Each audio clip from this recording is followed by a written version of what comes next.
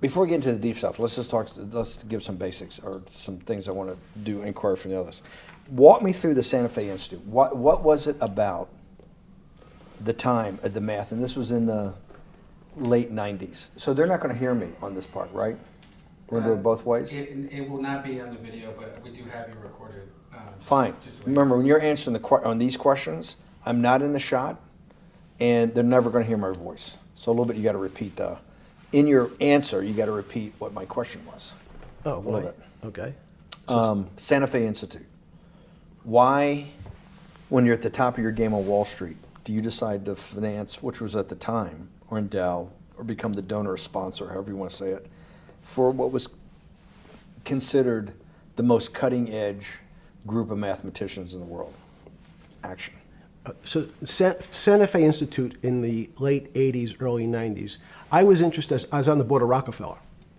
So that starts, Rockefeller, it's university formed by John D. Rockefeller to sort of give back to the community.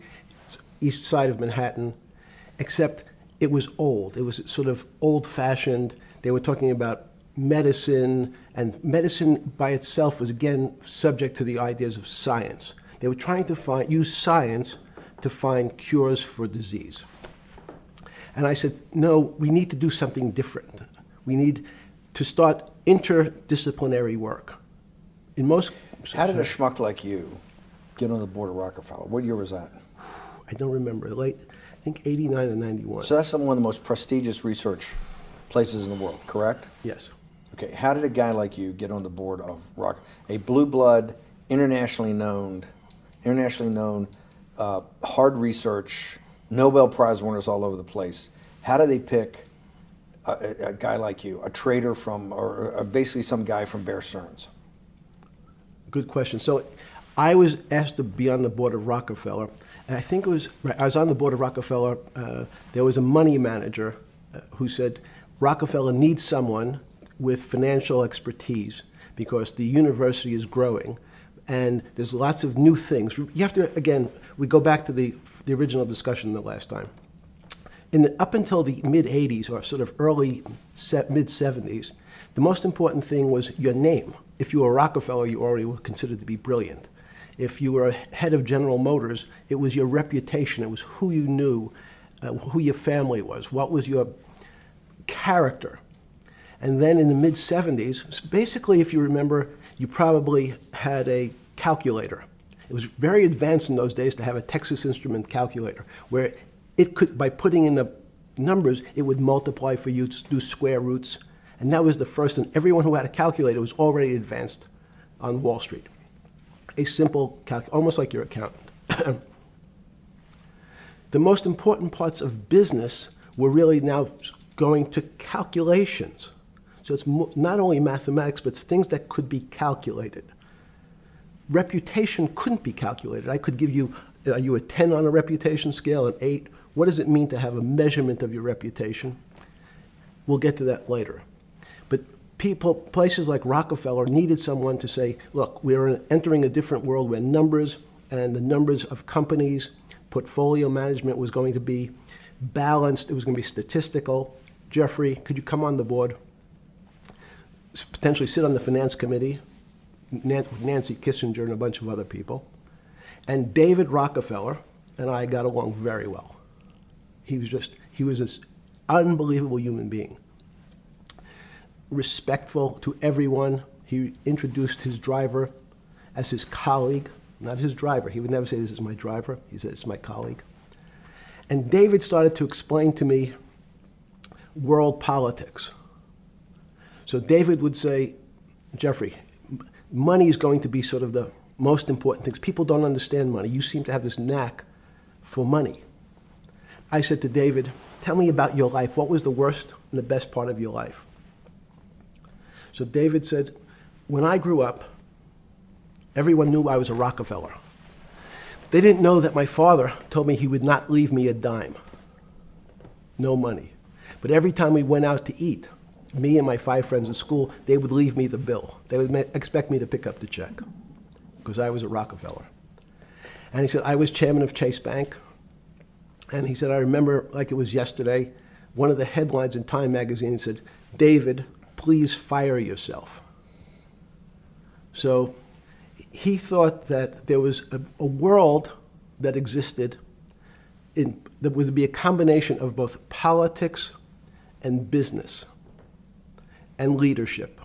What do I mean? He formed something called the Trilateral Commission. The Trilateral Commission is some spooky stuff. People said it was something, the Illuminati, there's some mystery about it, people that ran the world. It was politicians, but David said most countries, the politicians get elected for 4 years or 8 years, separate from the royal families in England or in the Middle East. Someone's there for 4 years and then they're not there anymore. The most important people to have stability and consistency would be businessmen. So he formed this Trilateral Commission of businessmen and politicians from 3 major continents. So it was the North Americans, the Europeans, and the Asians. So he said to me, would you like to be on the Trilateral Commission? Now, I was 30 years old, 32 years old. I said, great. And he said, well, you have to fill out this application so they have your bio. And I looked at the list of people, and it was Bill Clinton, former president of the United States, Paul Volcker, every great leader in America, the Asians, the Japanese, and with a very long description of their history. And they asked me to fill in what I would like to have written. And I wrote Jeffrey Epstein, comma, just a good kid, which I thought was funny, nobody else did. So in answer to your question, at that time I recognized around the world that monies and currencies were not really well understood. But again, it was only numbers. So numbers, and I'll get to the fact that it was bad thinking. Numbers are very good. Are most people that you meet, even on the Trilateral Commission, when you meet most people, do you find most leaders financially illiterate, economically illiterate? Most political leaders don't come out of a background of finance. Most political leaders come out of a background of being popular. So in some of the countries, in some of the African countries, for example, they might have been a military person. They were a general. In some of the African countries, they might have been a disc jockey. Or in our country, they would have been an actor. The knowledge of money they don't have expertise, they have no degrees in finance. They really, and this is one of the major problems, their expertise, if they have any financial knowledge, is of their own checking account or bank account and filling in their own taxes. So many world leaders who don't really have a financial underpinning make fundamental errors when it comes to money on a country or institutional level. Let me give you an example. If you, Mr. Bannon, if I said your assets increased last year, you'd say, that sounds pretty good. And I'd say, what does that mean to you? You'd say, well, I have more money. I guess I'm wealthier. I'd say yes. And if your debt increased, would you feel wealthier or poorer? You'd say, well, I don't want to have increased debt. I don't like the idea of that sound, increased debt. Now, that and world leaders understand when their assets go up, they feel better. However, institutions like banks, things that people don't really understand are financial underpinnings of banks. When I say your bank, Mr. Bannon, you have the Bannon Bank, you doubled your assets. Sounds good, but what does it really mean? It means people owe you more money. You don't have any more money. What? Yeah. A bank's assets are how much it is owed by other people. That's crazy. So if the bank goes from a $2 billion of assets to $10 billion, it means people owe it an additional $8 billion, but their assets have gone up. So the terminology of assets and liabilities is different for banks. It's not natural. And what most people, and you ask questions about world leaders, there's many people, I think your old boss Mercer understood, there's a fundamental part of money which is called fractionalized banking. And fractionalized banking is something that finance people understand, and the people on the street, and when I say people on the street, that's where I was when I started on Wall Street, would find it impossible to believe. Impossible. Why?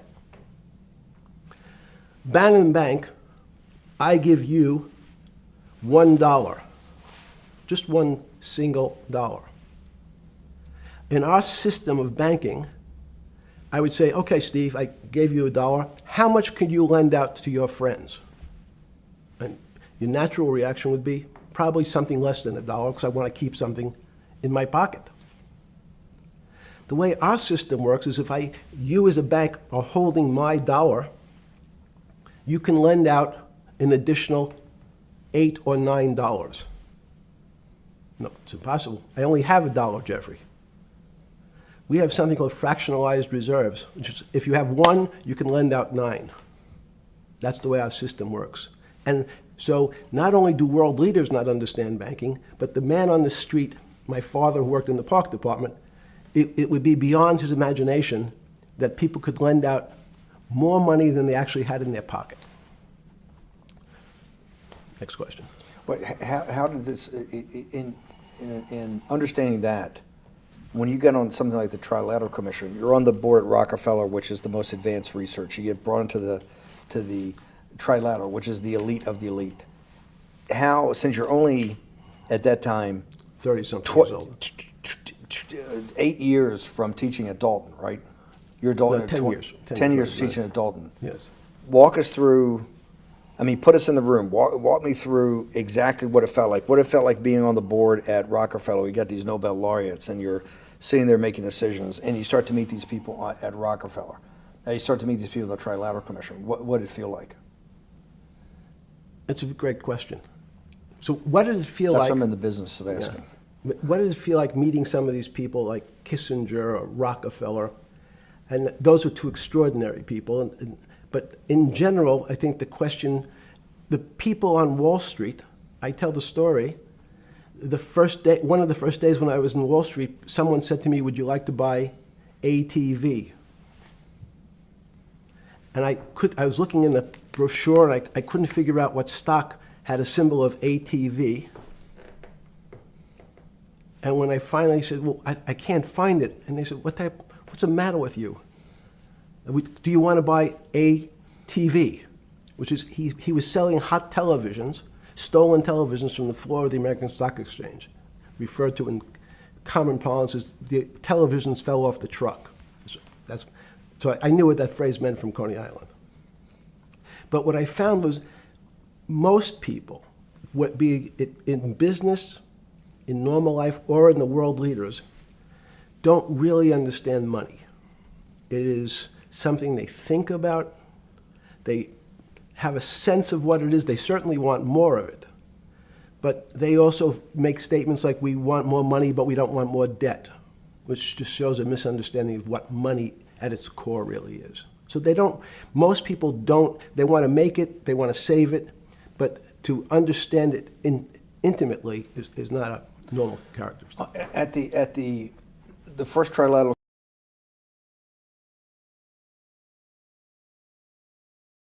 or something? Yeah, good. You're good. Just give me approximate. You joined the Trilateral I Commission. think it might be And we'll be able to show we'll pull down the chart of where your name was, but just give me roughly when it was. I think it could be 90. I don't remember. Okay. Let's say early 90s. Yes. When you got on the Trilateral Commission and had the first, do you remember where the first meeting was? It was in Tokyo. In Tokyo. And at what hotel? I would like to say the Hilton, but it's probably not. And it's a 3-day, 4-day? Give me some three-day event, and it walk me was through the whole thing. Speeches. It starts with a dinner. Just walk me through it. It was boring. You couldn't possibly think it was boring. It's bullshit. It was boring. You had to be stars in your eyes. No. Did you fly over privately? Yes, but it wasn't my plane. So it didn't count? No. You fly over. Yes. And it was who were the first, like when you first met those leaders, you had to be wowed. No. You're 10 years out of Coney Island. No, I'm not wowed by people of position. I'm wowed by people of great ideas. And I don't care if it's the bus driver. I don't care if it's the student I had who has teeth coming out in Well, every these guys direction. have to have great ideas. They're the leaders of the three great continents of the world: North America, Europe, and Japan. No, many of these world leaders become world leaders because they're popular and they were able to get votes or they were able to convince people to vote for them. I learned later. Many of them were just good at what they did in terms of politics. Remember, world leaders are politicians in general. They're not scientists, they're not intellectuals, they're not great thinkers, they're great politicians. At the first Trilateral Commission meeting that you remember in Tokyo, sometime in the early 90s, do you remember what were the big issues of the day that they were talking about, and what did you think about it? Yeah, in fact, it was funny because they were talking about inflation, and they were worried that what would happen, how do you control inflation? And as a mathematician, I didn't understand the concept. I don't understand the concept today. How's that possible? Well, when you talk about most things to do with money, money is meant to be local. It's US dollars. Then I understand what it means. If inflation, it means my dollar today inflates, and it doesn't buy as much as it did a couple of years ago. The prices go up. It seems that everything is great, but in fact my dollar is shrinking in value. If you, and you're the financial genius here. I'm just a lowly M&A guy. Sure. If you let me finish the thought. Go ahead. So if you're in America, you can feel inflation. Your salary's gone up, but you can't buy the same car. In fact, it starts to feel weird because the value. That's why I wanted to ask the question then. This is my point. Sure. The people who live and breathe this, the central banks, have been haunted by the specter of inflation since the late 70s. Yes. First off, tell our audience, how did that happen? The two great financial events in the 20th century, I'm not going to get to the 21st, were the great inflation in Europe after World War I, the Great Depression, the hyperinflation in Germany that led to the rise of Hitler, and then this inflation in the mid-70s. Before you go to explain inflation, why is this specter of inflation always the central thing in central bankers' minds? Because it goes back to the first concept I said, the weird concept of fractionalized reserves. The system is not well understood. And most systems, in fact, are not well understood. We don't know how our digestive system. Stop. This is impossible. This is impossible. The world banking system, the world currency system, the world monetary system has to be so well understood by the Greenspans of the world and the Bernankes of the world and you, right? The currency traders, the guys making billion-dollar bets every day. The legendary guy on Wall Street in the late 90s, Salomon Brothers. Lou Ranieri? No, the guy that wrote the money. Michael Lewis? Marius Poker? Yeah, Marius Poker. Who's that about, that great trader? Lou Ranieri. No, it wasn't Lou, the guy that ran the desk, that eventually ran the hedge fund that went long-term capital. Yes, I don't remember. Who's the guy? I want to say, I don't remember. I'm sorry. Lou Ranieri is big, but those guys have to understand the system perfectly. No, they don't understand the system. They understand the local part of the system. So, for example, why is not only inflation, most bankers are terrified if the public understood that the bank really doesn't have their money at any one time. One of the things during the Depression, there were runs on the bank. The reason the banks don't keep much money in the actual bank is they assume that not everyone's going to want their money on the same day. So it's not really the fear of inflation. The fear is a run on the bank. Everybody wants to take out something that doesn't really exist. Inflation is tied to interest rates. It's a more complicated example. But when your money doesn't buy the same amount of product this year than it did last year, if it buys less and less, like it happened, you used the term hyperinflation.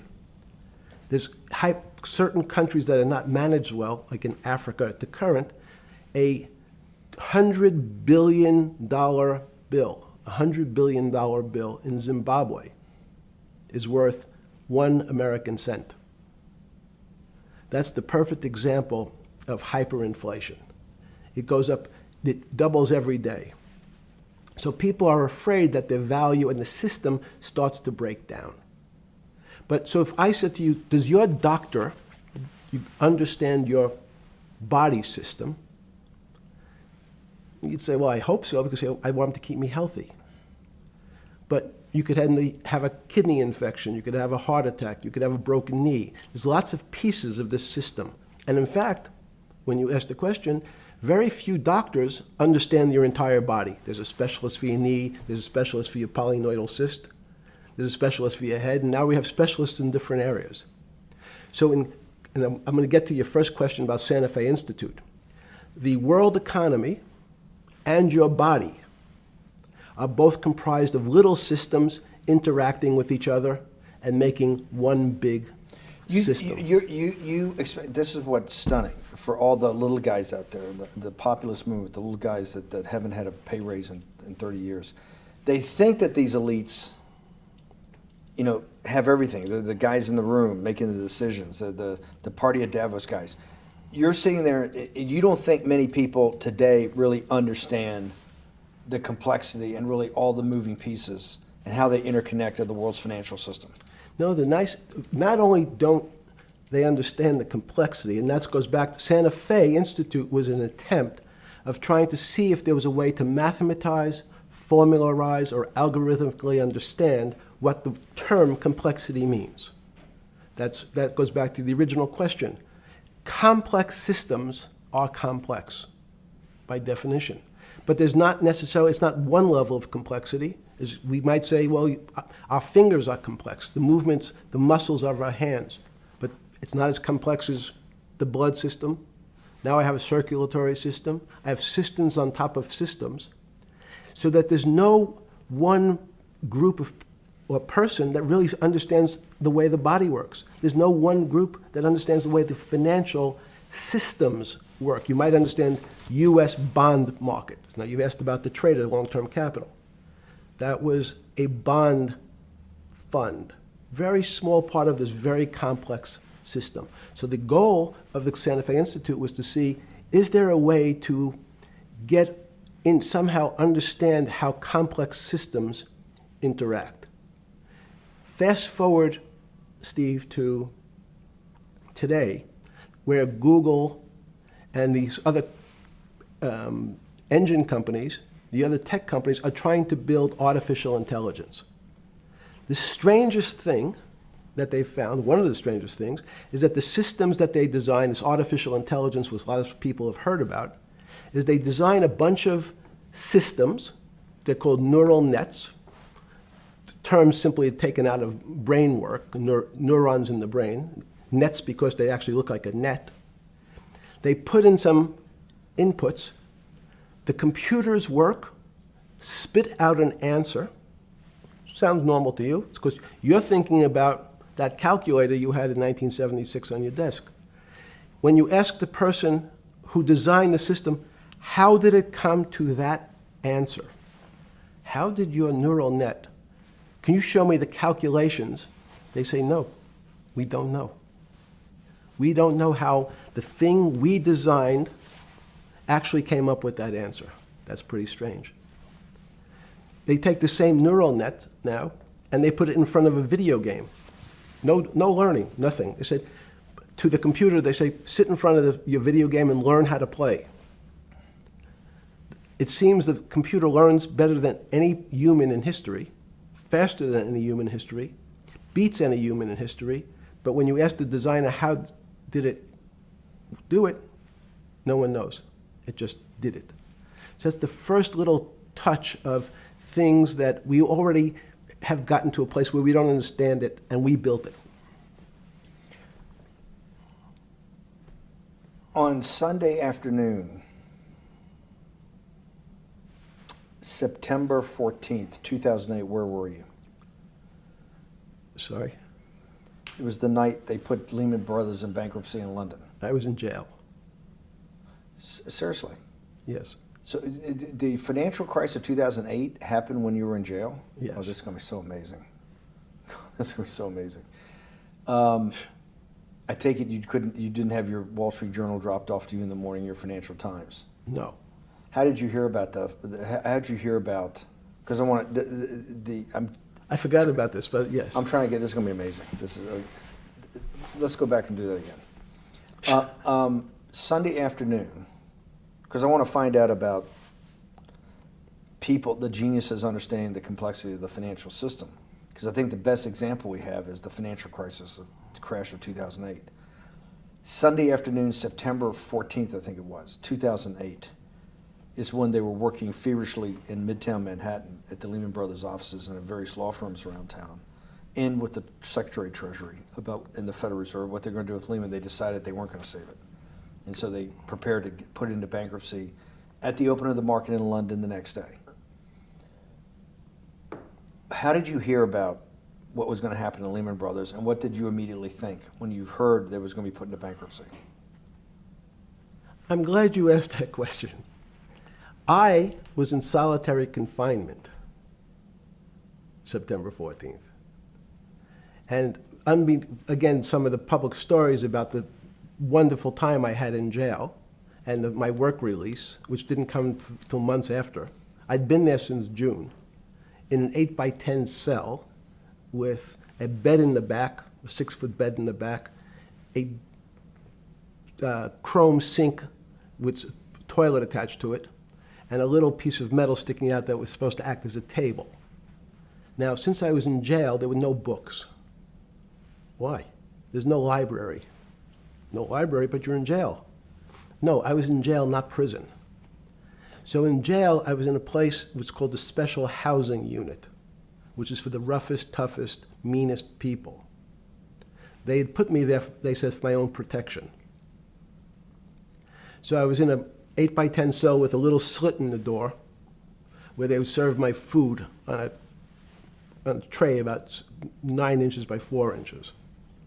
And then as soon as I finished eating, they'd take the tray and close it down. And one of the guards said, do you understand there's Wall Street's crashing. I'm worried about my pension fund. What should I do? And I said, sorry, Wall Street's crashing? What's happened? And he said, there's some crisis and some companies are going bankrupt. I said, are you sure?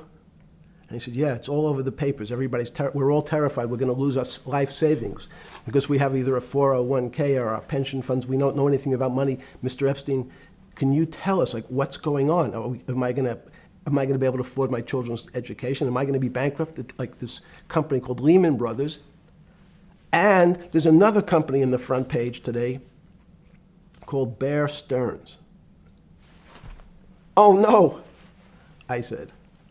Why? Because that's the company I was a partner in. And in fact, that was a company I had a very large investment in.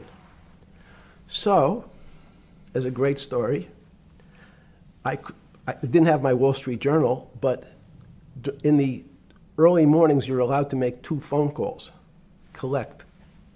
And when you pick up the phone, you can dial a number, and when the person picks up, they say, you're getting a call from the Palm Beach County Jail.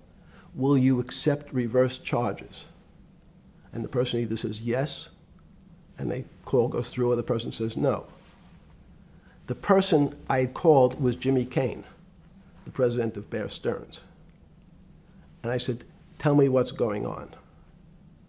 And so that my knowledge of the financial crisis happened with Jimmy, who was at the center of the storm, telling me about what Lehman had gone under, and they were trying to figure out a way, should they bail out Bear Stearns?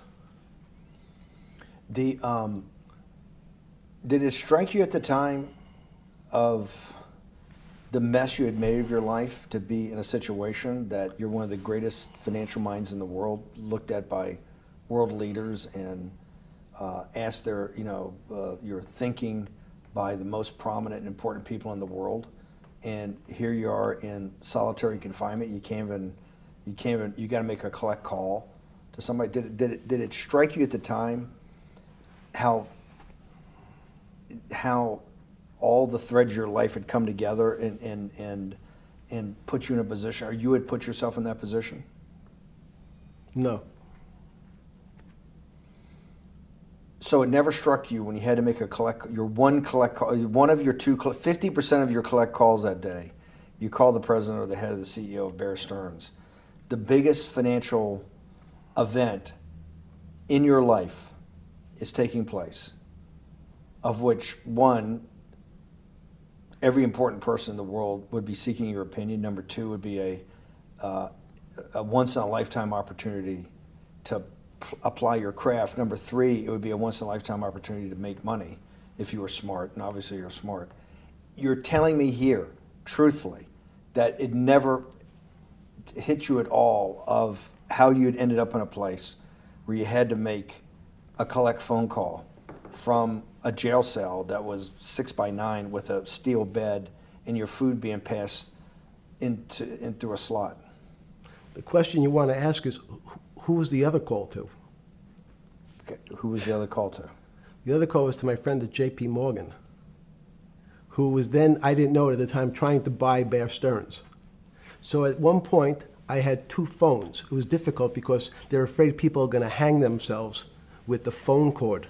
So they don't actually come together and they're pretty short. So I was actually going between two phones talking to Bear Stearns and J.P. Morgan at the same time. So I found it amusing. And it never struck you about how to end up in a situation like this? No, that would be probably means I would be too self-aware. You can't possibly expect me to believe this. I know. I don't believe it. You're telling me that during that day, you never had a moment. You sat there and go, what the fuck have I done with my life that I'm in a 6x9 jail cell when I should be on a trading desk, or I should be in my $250 million greatest townhouse in New York City taking calls from the king of Saudi Arabia, the president of China, the head of Russia, the president of the United States, to save the world's population from a financial debacle. You honestly expect me to believe that that never happened? You're suggesting I was somewhat depressed, and how could this happen to me? I'm not saying depressed. I'm saying a moment of awareness of how could I get myself into this situation. No, I would just say how strange that this happens. It's strange. I'm wearing a jumpsuit and flip-flops. What color was the jumpsuit? Brown. Brown. Brown jumpsuit. Yes. I notice I don't see you in a lot of brown. No.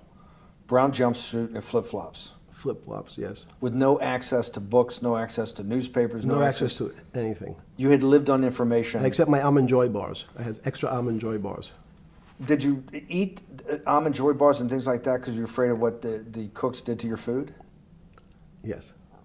Is that because of that you were in for the crimes that you were in for?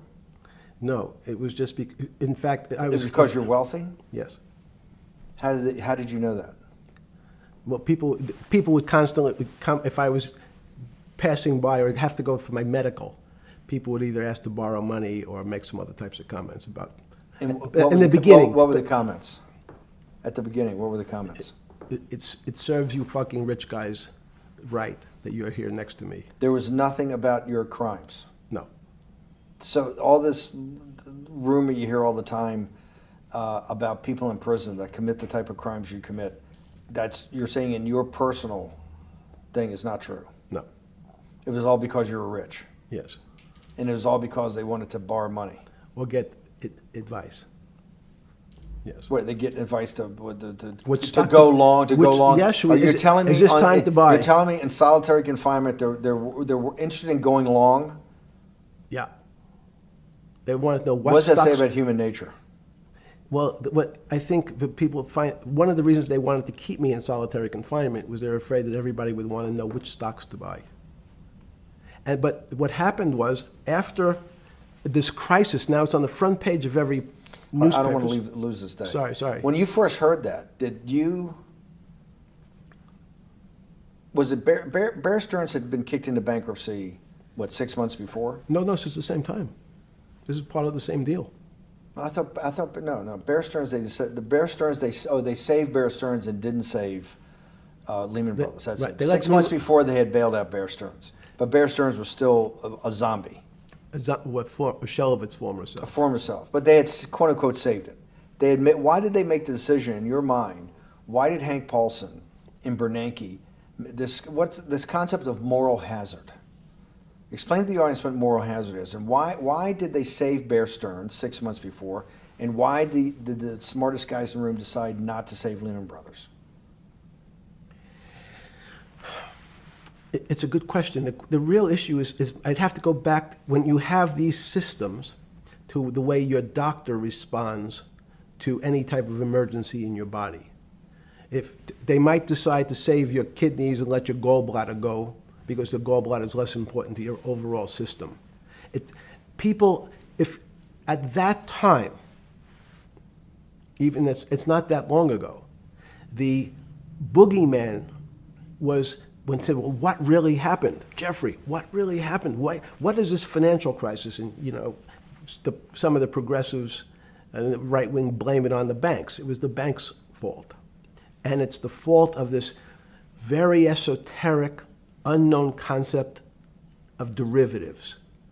It was really the derivatives that caused this financial crisis because the derivatives got somehow out of control and in the Mickey Mouse. And that was the way you started your road to a billionaire went right through derivatives. Yes. But derivatives were not the cause. Derivatives were not the cause at all. It's like saying your hair was the cause of your heart attack because it was on top of your head. So what was the cause? There isn't, let me say, there's no one specific cause. These are system collapses. So many times when they have to make your death certificate, when you say, well, what did he die from? They'll say heart failure. But if you say, what was the cause of his heart failure? Well, he had low blood pressure, his sugar was high, he was diabetic, he had all these other problems. But they say, no, we need a word on your death certificate. Did he die from brain damage? Did he die from heart failure? That's the financial crisis. Many people said, well, what caused it? They wrote, like on its death certificate, derivatives. But derivatives are not a fundamental cause of anything. Was it Sunday or Monday? I take it was Monday morning when you made your two collect calls and you were talking to Bear Stearns on one hand and Morgan Stanley on the other. J.P. Morgan. J.P. Morgan. That was Monday morning. Did you, Jeffrey, being one of the financial geniuses in the world, did you understand what Lehman Brothers going into bankruptcy, the domino effect, that by Thursday the financial system would be under such extremis that if it didn't have $1 trillion cash infusion in the United States, it might collapse? Did you know that at the time? Did you view that at the time? Yes. You did? Yeah. Why?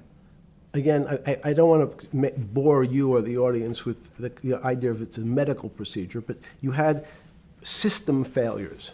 So you'd recognize that if I said to you, did you realize when your father was on the ground and he was clutching his chest and he couldn't breathe, it was a bad situation, he could die.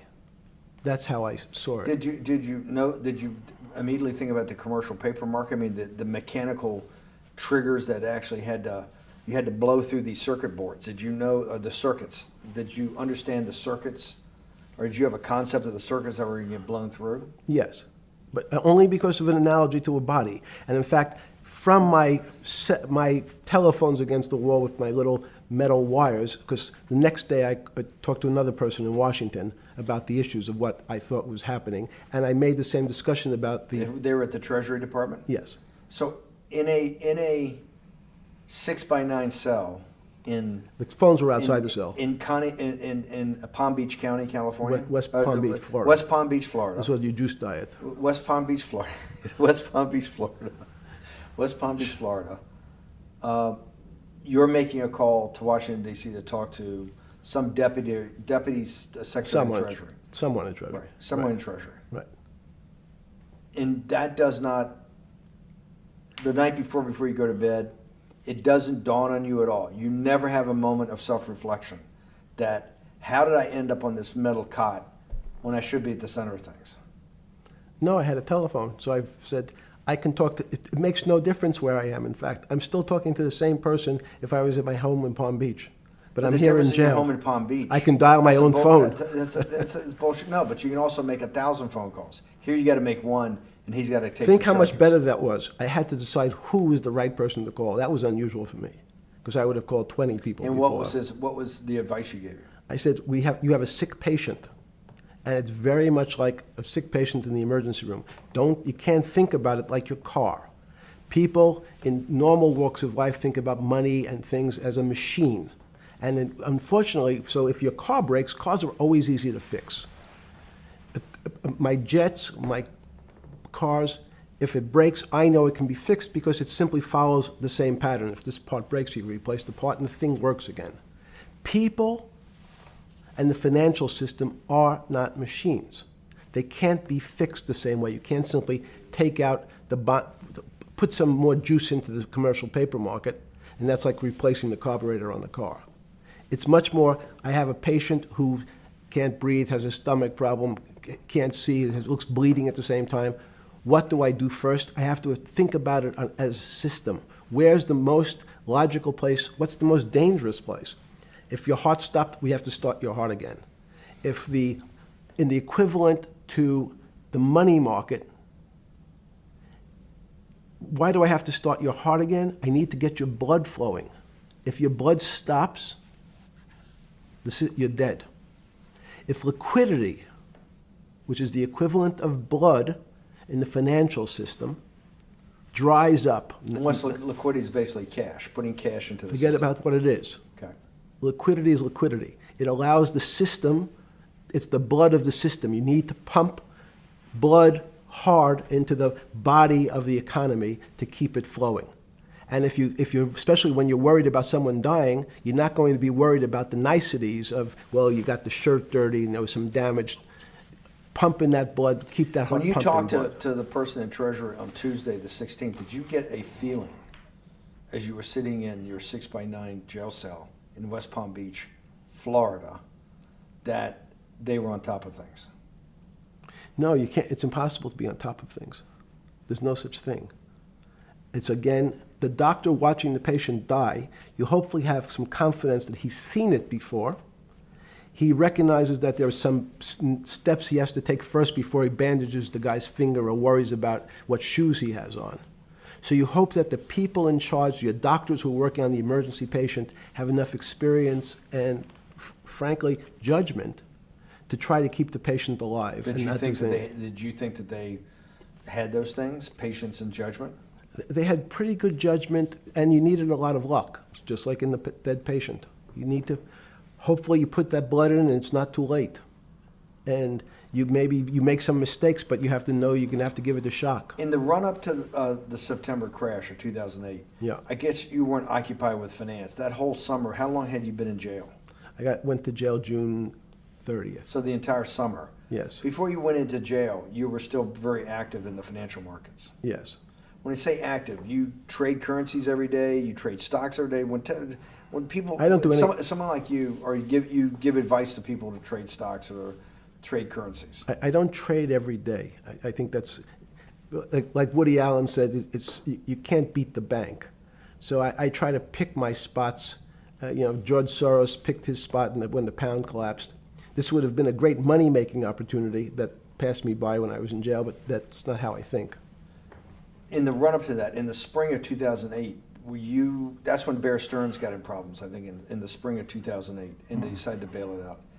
Did the Bear Stearns guys talk to you for advice at that time, in the big crisis in Bear Stearns? No, but see, again, unbeknownst to most people, and it's easy to blame people for the financial crisis, like you'd blame someone for giving your father the drink before he had his heart attack. But what really happened, the real enemy of the finance system was Bill Clinton. And if you ask me what and who caused the financial crisis, I would tell you it was Bill Clinton. Because of what Bob Rubin and he did to deregulate the financial system? No. Because as of the last time we had our 60-minute interview, you talked to me about home ownership. and you asked me whether everyone should own a home. And I told you, no, it's too risky. So the financial collapse of 2008 is because of hardworking African Americans, Hispanics, and whites who wanted to have a ownership stake in the society that all rests on their shoulders. They're the culprits. No, not at all. Okay, then I didn't say they were the culprits. I was pretty clear it was Bill Clinton. Okay. Why was it Bill Clinton? Because Bill Clinton wanted to get votes from those people. And he sold them the idea that instead of renting in a house, and historically the values of houses have gone up, and he said, you guys in these local communities who haven't been able to afford a house before, I'm going to show you a way. I'm going to give you a way because I'm sure I'll get your vote that you can own a house because I want your vote. So what we're going to do is I'm going to let you buy a house, Mr. Bannon, when you really, you're right on the border, maybe, or not even on the border. Your credit is not good. Okay, let's be honest. And it's not my fault, it's not Bill Clinton's fault, but if whatever happens, at the moment your credit score or whatever it is, your credit's not good. Now, normally, you come to me and want to borrow money, I'm a bank, and I say, I'm sorry, Mr. Bannon, I can't lend you money because your credit score is not up to where it needs to be. Hopefully, if you work harder and clean up some of your problems, it will be. But no, what I say to you is, I'm going to figure out a way to lend you, not give you. I'm going to lend you money anyway, though you don't have a good credit score. And don't worry, I'm going to get rid of the term that you don't have bad credit. Bad credit sounds pejorative. You don't want to be a person. Sounds judgmental. Yeah, it sounds judgmental. So what we're going to do is we're going to call your credit situation subprime. Oh, nobody knows what that means. Subprime. That means prime is good credit. Subprime is not good credit, less than good credit. So we'll call it something that people really won't follow, and we'll tell you what. We're going to have people lend you money, though you are a subprime borrower, and I will figure out some government agencies to guarantee your loan, though I don't think you're a good risk. So the banks say, no, no, no, we don't want, initially, the bank said, sorry, this is too risky, Mr. President, for us. We're in the business of managing risk. It's not our money. It's the hard-working people's money sitting in our bank. We can't lend to people whose credit is not prime. You're asking us to lend to people who are subprime. And he says, here's the key, if you don't, Mr. Bannon, I'm going to make sure the Justice Department charges you with discriminatory lending because you refuse to lend to my subprimers. In business terms, you should never lend to. But what we'll do is I'm going to form an agency called Fannie Mae and Ginnie Mae, just another agency names. They'll guarantee your loan. So don't worry. Don't worry. You don't have to pay it back anymore. Even though and maybe you don't even have to work as hard anymore. That's probably a harsh statement, but these players, these two big firms, Fannie Mae, will guarantee the fact that that bank will receive its money. Now, the bank says, wow, best deal in history. I refused to lend to Mr. Bannon, but now he has the big brother, his Uncle Sam. He went to his Uncle Sam, and Uncle Sam says, I'm guaranteeing it. The bank says, I want everybody. Give me as many people as you can give me. Because Uncle Sam is the best credit in the world. Not only it's the United States government. We'll take it all. We'll take as much subprime as we can handle. Because it's the best investment for the moment. It's a strange investment because it has politics that has inserted its way into the numbers. Politics doesn't belong in the markets.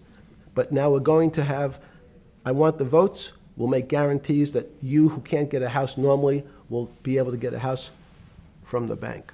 The bank says, this is the best deal in history. We will package 100, 300, 1,000 of you subprimers, and we'll sell it off to somebody else. And the whole system becomes mired in subprime mortgages. That's becomes the issue. What do you mean mired? There's just too much supply. It's a supply-demand problem. You get too much supply. No, it's a very good question. What does too much supply mean? Well, then you get to people, go back to your first question to me. Government leaders. Government leaders know if they're good, and they can do mathematics, they can balance their checkbooks. So certain people in Congress said, well, how do you value these subprime mortgages? The banks say, we've been valuing them the same way we've always valued them for the past 20 years. The accounting firms, there's something in this country called GAAP accounting, which is a standard type of accounting. And we account for them the same way we've always accounted for them. If we paid $1,000 for your mortgage last night, when we put it on our books today, we're going to say its value is $1,000. It makes sense. I paid for it what's its value?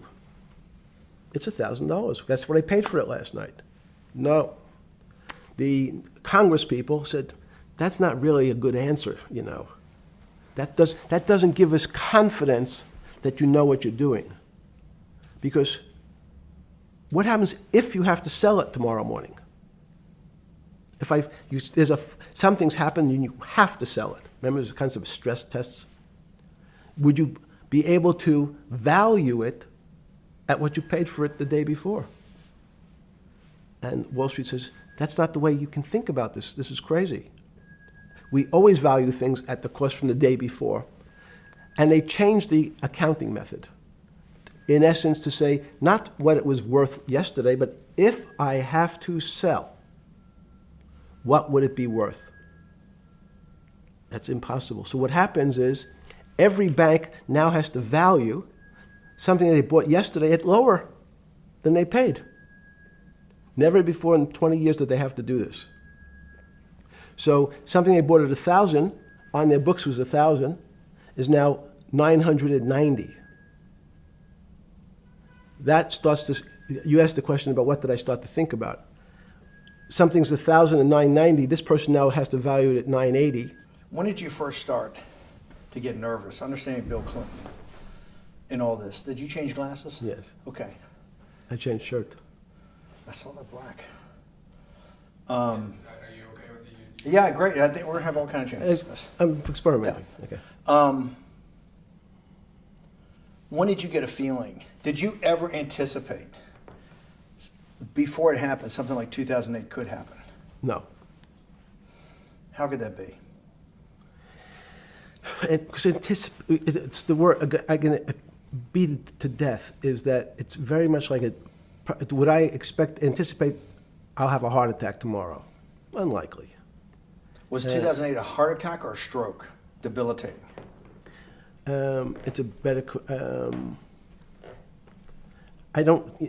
It was both. But why was it both? Because in fact, as I said, the blood was getting dried up in the system, and the head, which is sort of the central bank, wasn't working. So to some extent, it was a combination. It was a crisis. Did you see that building up over time? It's always been lurking in the background. I mean, if you have an older parent, would you say it's possible? Did you anticipate him having a heart attack today? No, you hope things are going to go better and maybe they'll fix it up. The system was getting too complex, and it wasn't based on derivatives, because what people keep forgetting, and as I was just explaining, Wall Street, and in many professions, including Wall Street makes it sound complicated. They don't want the little guy to understand what they do because they make so much money and they don't do very much. So they couch it in words like derivative and stock options and commodity futures and different types of contracts. It's all fairly, everyone is capable of understanding it. It is not complicated. But Wall Street, because they make so much money from doing fairly simple things, needs to make it more complicated than it really is. We had a very big recession in the early 90s based upon real estate and Japan basically imploding. Let's again, Okay. you had a recession in the 90s. I don't know what it's based upon. It's always interesting to look back and say, separate from there's certain triggers, like there, in the 70s there was a... What do you think it was based upon, the 90s downturn? It's clearly there was a huge downturn. No, I know there was a downturn. That's what I know for sure. That's a fact. That's all. Everything else is sort of speculation about why did he have that? I understand that, but Sorry. there's some speculation that has 0% probability of being true, and there's others that have 90%. In the range, when you look at the range of alternatives of what could have caused it in 90, and what I'm trying to do is get you all the way up to 2008. Look, Sure. You're the smartest guy in the room, right? You know that. Do you think there's anybody in the world today? Oops, this is going to be a bad question. No, but do you think anybody in the world today, the Alan Greenspans, the Bernankes, is there any central banker you know, any partner of any Wall Street firm, any guy running a trading desk, and I would take it that would be, or anybody at a Larry Fink at BlackRock, Steve Schwartzman at Blackstone, the top 100 financial guys, and let's throw in a couple of Nobel economists, and let's throw in the best professors at Wharton, at Harvard, at Stanford. Do you think that there's anybody that understands money or understands the world's financial system as good as you? There must be. But it doesn't come to the top of the head. No. Okay, fine. Now It's that not now that I've gotten that, let's go back to 1990. In that arc from the fall of the Berlin Wall to 2008. Good. We started with the implosion in Tokyo of the Japanese economy, Japanese financial markets. We had the huge run-up in internet stocks, right? We had the implosion of that in 2000. The bankruptcy of Drexel Burnham in 90. Mm-hmm. Implosion of Japan, huge run-up in equity markets for the internet, implosion of the internet in 2000, 10 years later roughly. Mm-hmm. And then this run-up through the Iraq War and all that, the run-up to 2008. Every 10 years, it seems like, we're in some sort of 10 years before the 1990s was the 70s. You sound like an astrologer. Okay. And not a finance person. I'm not going to be a mathematician. It just seems to me a pattern of every 10 years. That's misleading. That's exactly right. Okay. Because people like to see patterns. People like to see patterns where there are none. So a pattern of a financial crisis every 10 years is just in my mind. Yes. Long-term capital, that had to be bailed out back in the late 90s when everybody panicked. And that wasn't that bailout today would look small, and it was $5 billion or was $30 billion. Businesses fail all the time. But long-term capital, the Federal Reserve stepped in. But I'm saying people go bad. Things go bad all the time. Yes, you're correct. The audience that's watching this, the little guys, they go bankrupt all the time and nobody gives a shit. You know why? They're a little guy. But when long-term capital management goes bankrupt, or Bear Stearns goes bankrupt, or Lehman Brothers goes bankrupt, people care because it's an unfair characterization. Why do you say that? Because again, it's the complexity of the situation. If you think about you have a complex system. You have your body. Now, in fact, the little guy is my finger. This is. And Bear Stearns is your heart. That's correct. The banking system is my heart. The system, I can't risk my because remember, it's not only my. You haven't been able to name. Hang on. You haven't. Hang on. No, hang on. I was trying to hang. I wanted to see if the hang on worked. No. You haven't been able. You're not good enough yet. You're like junior wizard trying to do it. You haven't. Yes. I'll say, since we can't name another guy that's as good as you. Now, there may be a couple out there. You're not bragging. You're humble. It had to be sometime. Please tell me there was some time before you went to jail and basically got cut off from daily information in the summer of 2008, that you started to get very nervous that this complex system, that something was deeply wrong? Okay, first, let's go back. When I say no one understands the system better than I do, it doesn't mean I You always understand. sound like a doctor. You're afraid he's going to get sued for giving a thing. Yes, you're not, no. gonna, you're No, not no, taking no. on any liability. There's no contingent liability here for yeah, your no, answers. no. But the word understand is the problem. Okay. I don't understand the system. So I don't understand the financial Will you system. please stop? You cannot sit here and Yeah, tell no, me. no. What we just went through, I'll go through again. The hedge fund managers, the money managers, the central bankers, the commercial bankers, the heads of the investment banks, the heads of all the trading desks, the top economists, and I'll throw in the business school lecturers at Stanford. Of all the top 200, 250, you can't name at the top of your head the guys are at least at your level. You have to understand it somewhat. No. Sorry. We all don't understand it. No one understands it. It's a miracle. It's that's part of the problem. It's impossible to understand. That word understand simply means if this happens here, that will happen there. It's predictable. Understanding means it's predictable. It's not predictable. That's the problem. In complex systems, that was the fascination. Is there a way to tease out some level of predictability? So No, in fact, you would ask the question, it's a great question, which was it a stroke or a heart attack? Now, most people don't know that before they were going to have a stroke, they had a stroke. They just have a stroke. Do they understand why? In hindsight, you go back and you can make lots of explanations. It might sound good, and if you're talking to the working man, you're using language that he'll never understand. It's complex. So he, just like going to his doctor, he says he has a gastrointestinal problem, or he has diverticulitis, as opposed to saying, you had a stomach ache, you ate bad food. People don't like to say it in normal, everyman terms. The system had a stroke, but we don't know why. But you just, okay. Hardworking people, and there's a great social benefit, would you not agree, with having people having ownership in the system? When you say ownership in the system, it doesn't mean. Let's start over. Okay. Yeah. So flip Sorry. over your phone too, because Yes. I don't want anyone to see Yes. on your phone. So maybe flip it down or something. Yeah. Yeah, who knows what the fuck comes up with that phone? That's correct. We don't want to send you. KSA. I can't not believe I've got the magic moment when you're in fucking prison or jail, wherever the fuck it is, It's in crazy. solitary. Now, there's a funny part to that we missed, which is So said. go ahead, tell it. The funny part is what you asked me. Is there anything funnier than that? No, For black humor, it's I don't make any black comments. Sorry. You asked me what I was wearing. That's right. You're too wrapped up in the Me Too movement. Yes. So I was wearing a brown jumper and a brown pair of pants given to me by the jail with the word trustee on the back.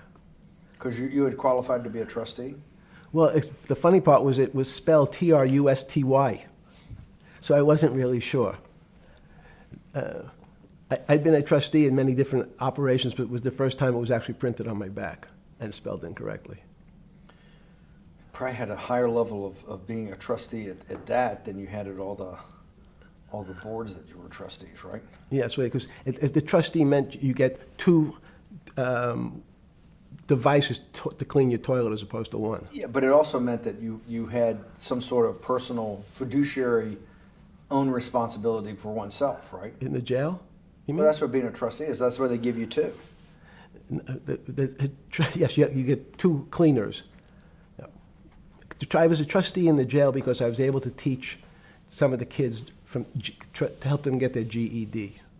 So that's how they gave me a trustee job. There's no time. I got to go back to this because I'm like a dog with a bone in this thing. Yes. You can't. There's something deeply fucked up with you. At least something. Well, we know there are things deeply fucked up with this. You will get through in this film, Right. but you cannot possibly sit there knowing that you came from nowhere, knowing that you went to the very top of what is considered outside of science and maybe physics, the thing people most admire because it's like alchemy, understanding high finance. To sit there in what will be the defining financial crisis of our time, like Black Friday and or Black Yes. Monday, whatever it was, in the Great Depression, and be there at that exact moment, triggered in part by a firm that you used to be a partner in and knew intimately well, and it created much of your initial net worth because of, and know that you couldn't, someone who lives on a phone, right? Yes. Because you do live on a phone, right? Correct.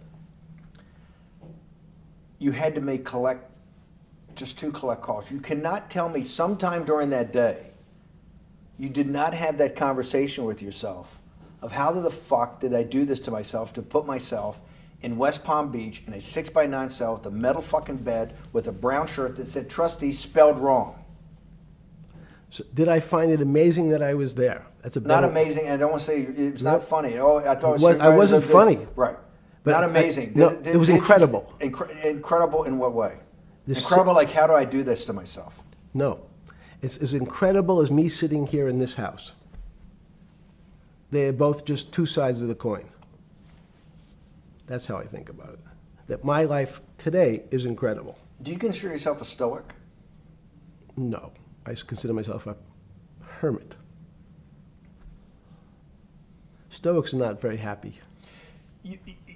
Being a hermit then, being in that 6x9 cell, being in the cell qua the cell was not the problem, right? Correct. What was the problem? Eating the almond joy bars. Because you couldn't eat the food. No, right. And but remember, my life is. Did that ever strike you that I can't eat the food because somebody might have done something to it? I gotta live off an almond joy bar, 1 a day or 2 a day or whatever. How many ever sneak in a day? No sneaking in. Your 1 almond joy bar, it did not hit you at some time? How the fuck did I do this? No. Let's go back to the spring of 2008. Were you so wrapped up in your personal issues at the time you were not spending enough time on the financial markets, or were you deeply involved in the financial markets like you normally were? In No, the spring of 2008? I was involved. So we're saying that the smartest guy in the room didn't see it coming. No, of course The not. bankruptcy of Bear Stearns, you just thought was a Bear Stearns problem. You didn't see it as systemic. I know you keep harping on it, but it's not. Because you're a mathematician and understand systems. I- It seems that anybody that understands that they had a systemic problem, you would at least be the first on the early search radar. If you're not going to see it, then I'm really afraid, because that means that I always assume there's at least a set of guys out there that have some sort of sense that something's not right. Imagine the guy who has a stroke or had the heart attack. When you ask him, did you feel funny the day before? He's going to tell you, yeah, I didn't feel right. Something was off. I didn't feel right. I had my stomach was right. I felt a little dizzy. I felt a little weak. But if you asked him that day before, do you think you're going to have a heart attack tomorrow? He'd say, no, I just feel a little weak. I'm a little dizzy. My stomach hurts. So these systems, and that's the issue of complexity. What complexity says is that, in fact, everything seems to go along, and people have seen it. One of the great examples of complex systems is sand dunes.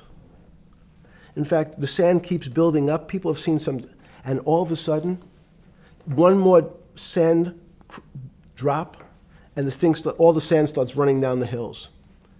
That's the way I see the financial markets. But you funded Santa Fe in the early 90s or late 80s? I believe it was early 90s. I can get back to you. But early 90s, Santa Fe was funded for the study of complexity theory.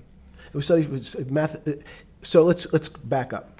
So why did I buy a ranch in New Mexico in 1993? So that gives you some sense. So I would have funded it in 1990. Los Alamos, which was the high energy lab up in New Mexico, was losing all its scientists. And They were Los closing- Alamos, it was where Oppenheimer and where a lot of the nuclear weapons program, the bomb. That's original when the bomb. Manhattan Project. Manhattan Project Yes. was Yes, sir. as Los Alamos, and you bought your property out in New Mexico to be near that? Yes, because the scientists were going to be, they cut the funding for high energy physics. But the people who worked in Los Alamos would still be in the Santa Fe area. They cut that because this was the Cold War dividend, right? I don't remember exactly why. It was because, again, people thought that physics and high-energy physics really wasn't that important. Because that was about nuclear weapons. No, it was because they decided, which may be not right. This was the same time that Murray Gell-Mann came up with the term quark, Q-U-A-R-K. He picked it out of an old poem, the word quark. But it was mysterious. So they were starting to understand in the 90s that our world of the physics world, there was things that were just unexplainable. They called it strange things. You gave it a name. You gave it some characteristics. You called it had charm. It was one of the terms. It had a charm. It had a flavor. It had a color. But no one, Mr. Bannon, understood what it was. Just like the financial system. And you wanted to investigate that. I wanted to see if we could build tools so others smarter than me could help investigate it. And that was the beginning of your concept of the Santa Fe Institute. Yes. And Santa Fe Institute was founded to do study in this type of... Can these areas of strange things be described by some form of mathematics? So that's what I'm trying to get at. The foundational thought, the organizing principle of Santa Fe, yes, in the high physics lab at Los Alamos, right, which had been the headquarters of Manhattan, and the Trinity Project, right, the bomb. Yes. So you're talking about the elite, the high priest of physics. Of physics. Yes, sir. Which high priest of physics, some subset of that is also mathematics. Yes, they're both similar. Project out. One of the tools you want to do is to make sure that in this complex system, the finance system, I'm doing a lot of this for philanthropy and a lot for the good of mankind, but also to be able to understand this complex system, the most complex outside of maybe our body, of the financial world. Yes. Did they create tools, or were you smarter in then the mid-aughts, 15 years later, than you had been then because of work that was done at Santa Fe? No, it was great. But in fact, most of the money, most of my philanthropy in the area of can you describe things that appear to be unexplainable by mathematics, and can you fund people who have new ideas? And unfortunately, when someone thinks they've been able to, there was a man, Stuart Kaufman, when they think okay, I figured out how to be able to predict the unpredictable, what appears to other people to be unpredictable. But my system, in those days it was called genetic algorithms, can predict what things will happen, and they all want to make money. So they use their systems to try to figure out, they know they have figured out the way to make money because they figured out the unexplainable. They try, they go bankrupt, and we start again. So with a cold view, what I've come to realize is that the attempt to mathematize, formularize, or what in your prior work, to understand what really is, in today's world, still unexplainable, is impossible. They're miracles. Your first head of Santa Fe was Christopher Langdon, I think. Langdon from Australia. But Murray Gell-Mann was really the funder. He was the rock. Yes, he was the rock. He was a Nobel Prize winner? Yes. Yes, and a wonderful guy. He came out and helped us with the Biosphere 2 project. He came with Chris Langdon. Yes. Chris Langdon was the operator, the day-to-day guy. Chris was doing artificial life. Right. Murray tried to lead his own artificial life. Yes. When Chris came to Biosphere 2 for the first big conference we had in 1994, he was one of the most impressive guys there among all the world's elite. Kew Gardens, the Lawrence Livermore lab, the labs at Sandia, all the major universities, Lamont Doherty, all the big Earth observatories, Woods Hole. What set Langdon apart, I thought, and the reason I invited Santa Fe to be part of it, was Langdon actually made a presentation that everything, and he was making this to scientists, a lot of marine biologists, a lot of people that were just beginning, Wally Broker and people who were just beginning the study of climate change, at that time called global warming. That he made this compelling presentation that everything's really mathematics. Yes. It's all just back to math. And you have to, all these experiments you do, you're not, one of the reasons they're not considered by the high priest in physics as being real experiments is that they don't have a mathematical basis to it, and everything has a mathematical basis to it. Langdon seemed like a radical visionary. What happened to that concept? You go back 350 years. So you have Isaac Newton, you have Leibniz. From move forward, you have people like Heisenberg and Gödel, and what every one of those mathematicians and philosophers came to understand is that there's something there's numbers can describe certain things, approximate certain things. But in fact, trying to put measurements and numbers on other things that are really unexplainable is folly. So 300 years ago, they said that unexplainable realm was God. And people who attempted, in fact, to explain the unexplainable, who said, yes, I understand the unexplainable, were charlatans, they were the occults, they were the astrologers, they were the con men. Alchemist. Yes. Well, no, alchemist was, in fact, they believed that there was a way to transmute one metal into another. In fact, they always wanted to see if they can create gold. There's no reason, if you think about it, they recognize that one metal is different than another metal because it has some additional pieces to it. It has additional neutrons or protons or electrons. So because they thought it was a machine, they believed it was a machine, if I can take 5 protons and add 5, that gives me 10, I should be able to get gold. Move everything around inside these systems, the molecules transmute one molecule into another, and if this molecule I've transmuted it into is gold, I'm a rich man. It's back to money. But there's something strange happens. Isaac Newton says, this is really weird. If I want to push a ball on the table, I have to touch it. Maybe I have to blow on it. But I actually have to push one side of the ball or the book to move that side. I'm pushing here, and obviously this thing is what appears to us humans to be solid, so it moves as one thing. But the only way to get something to move was to touch it or put a force against it. Okay, seems to make sense. Everybody has that experience. I want to lift a glass, I lift it. If I want to push a ball, I push it. If I want to pull a ball, I pull it. But he recognized when the ball fell off the table, it went in a different direction. How's that possible? Nobody pushed the ball down. And he says, this is crazy. Why did the ball go down? I didn't push it. I just let it go. So someone's pushing the ball. Because I know that I am confident that the only thing that gets something to move is with a force that pushes. So there's a force that's pushing the ball down. In fact, he called it gravity. He measured how fast it was pulled, but never was able to explain why it happened. How is it? What is gravity? It's this. Everybody says, well, why did the ball fall to the ground? Because gravity took it. But what's gravity? That's, as Feynman would say, that's the name of the thing. We have no idea what it is. This goes to Santa Fe. They were trying to explain the unexplainable. Can we measure? Can we figure out a way to predict the stock markets using these types of chaos complexity? Before we get there, let's walk back through it. Let's go back to Newton.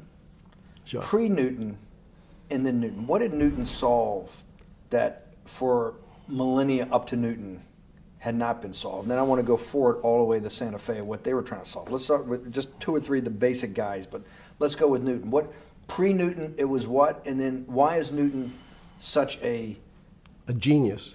In the, I think mathematically they told me one time, I've seen there's been 115 billion people roughly that have lived on the earth.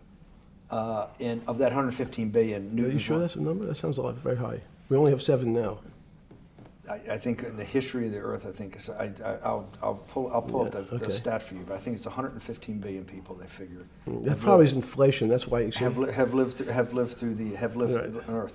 But he's one of the handful of the most important. What did he solve for? Why is he so important for how we live today? And then we want to go through Leibniz and the other, 2 or 3 other major ones to get us to Santa Fe? Well, it's a long journey. This is the heart of what we're trying to do. Let me take a bit of a detour just Okay. a second. What if you went to high school and the last year in your high school, you took calculus? So Isaac Newton sort of invents calculus. Well, that sounds invents, mathematicians. To torture seniors in high school before they graduate. Yes, but obviously, no, yes, the answer is yes. Certain people could never do calculus. Why is that? Why is calculus why is that the dividing line between, to me, people who can handle that and can go on to do certain things, and people just hit the wall, even if they know math? It seems to me that that calculus is the thing that changes. It bridges. That's because it's about the theory of change and the theory of how things change. It's a great question, but in fact, what calculus does is it's somewhat philosophical. That's why mathematics is Newton wasn't a mathematician; he was called a geometer. That's what they used to call themselves. They understood geometry and numbers. But there's an old conundrum where it says during Pythagoras' days, Zeno's paradox it's called, where they said, well, if the wall is 2 feet away from me, and I take one step that's halfway to the wall, that'll be 1 foot away, and if I take another step that's half again, that'll be half a foot away, and then a quarter of a foot, I could walk forever but never touch the wall.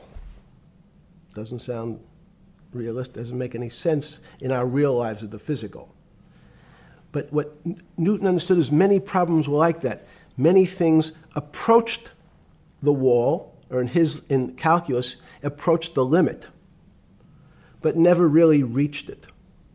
So he said, it's okay, you don't have to reach it. We can do lots of the mathematics as if it was so close, it was almost there.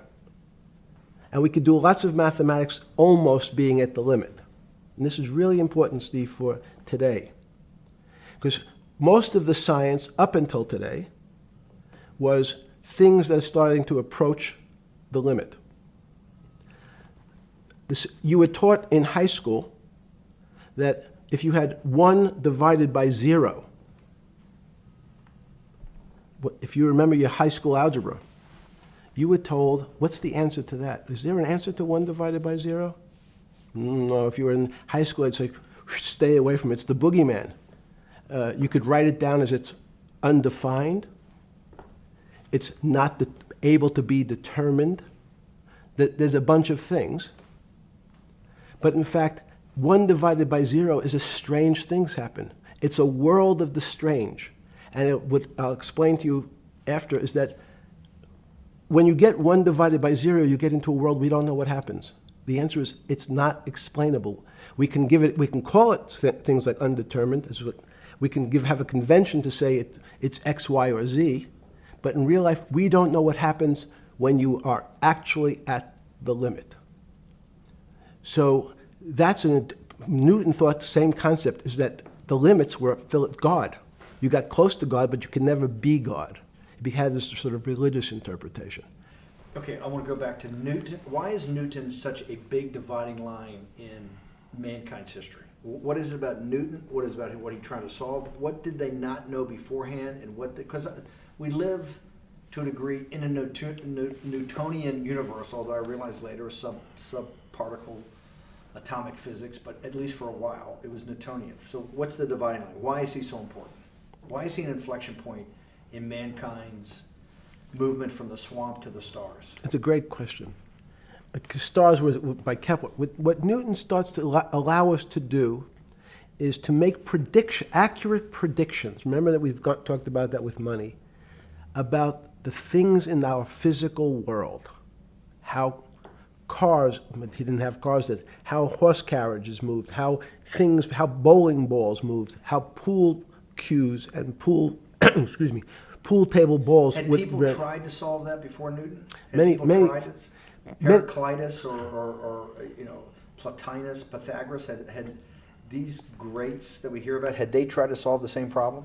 Not the same problem. They tried to again, what Pythagoras does, he starts to figure out this relationships in triangles. For example, everyone knows the a squared plus b squared is equal to c squared. That Pythagorean theorem, which is basically says these shapes in a triangle, each side of the triangle has a fixed relationship with the other two sides. That's strange. He knew, again, but it was all numbers. This was a system of things in the physical world, and Pythagoras says we can start putting numbers on things that help you predict how they will behave. You can add two triangles and make a square, some different shapes. They were looking at geometric forms. Newton says, well, I want to know how planets move. I want to know how things around me move. Can we find formulas? Can I find formulas that explain what I see in the physical world, how physical things interact and how they describe one another? Again, the fact that two things, two solid masses, for some very strange, unknown reason, unknown today, attract one another, no matter what they are. People have seen the experiment. You hang something, two little metal balls from a string, they move towards each other. In fact, they move towards each other was very specific. So when you drop the ball to the floor of this room, Newton says, in fact, the room came up a bit to meet the ball.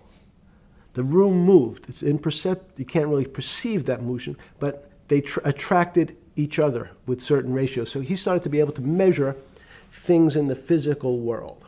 And that was great advances. It also, now you wanted to move very quickly. Unfortunately, most people, especially in the 20th century, 19th century, said, well, like Newton, let's measure everything. Let's measure people's behavior. Let's measure their psychology. Let's measure their health. You go to we can have my blood test. Let's measure everything. We measure Wall Street. Their voting habits. Measure, measure, measure. Can we put a number on how much I care for my wife? Can I put a number on how I feel?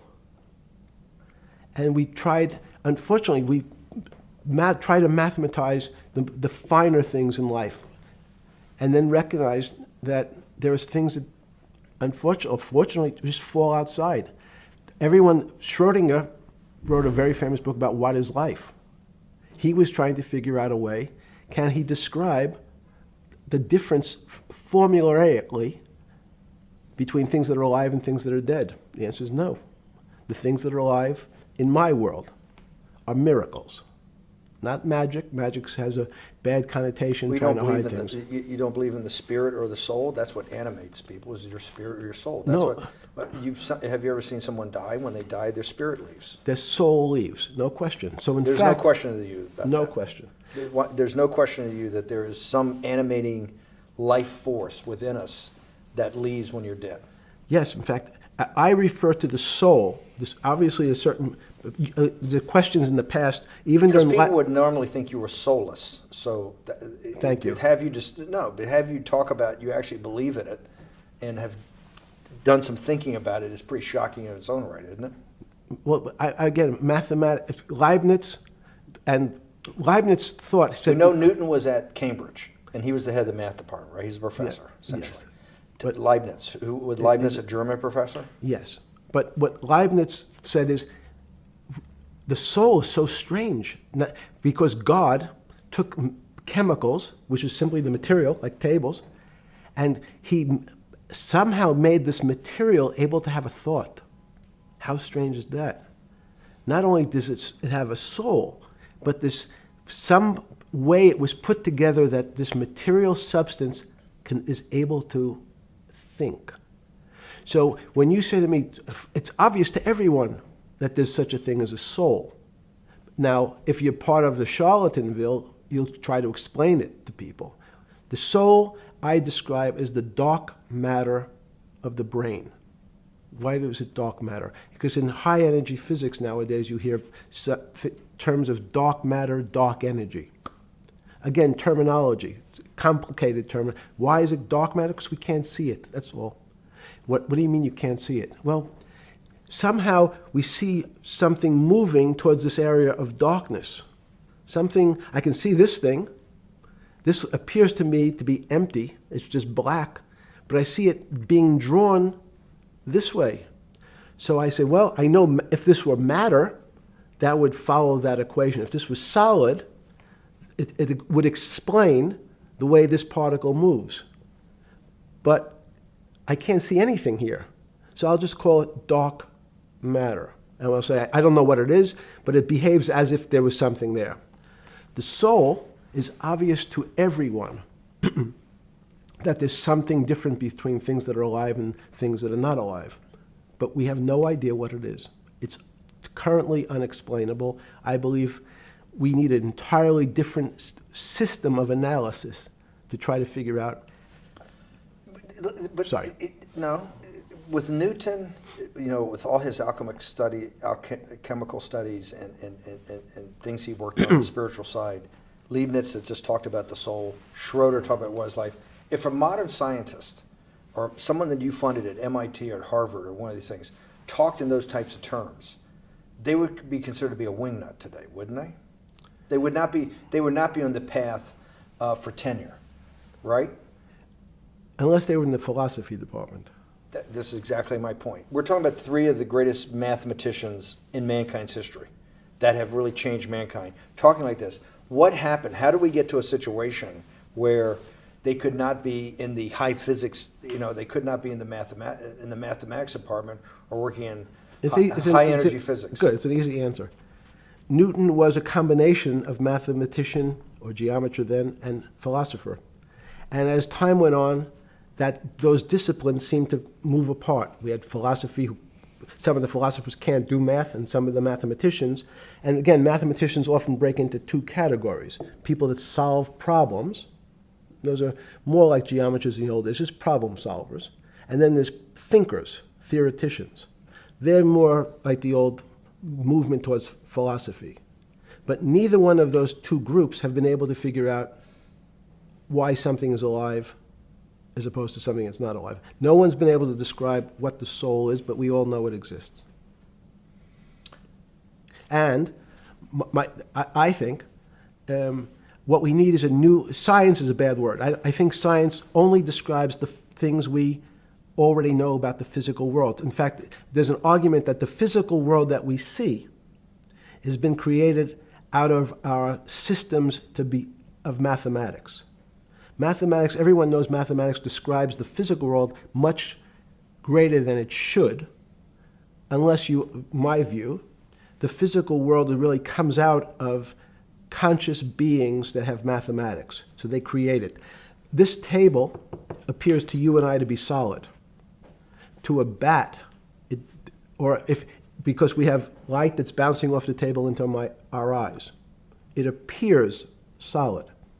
If instead of eyes that responded to wavelengths of visual light, our eyes responded to radio waves, the radio frequencies, it's not different, it's the same type of frequency as light, but different speeds, the table's invisible.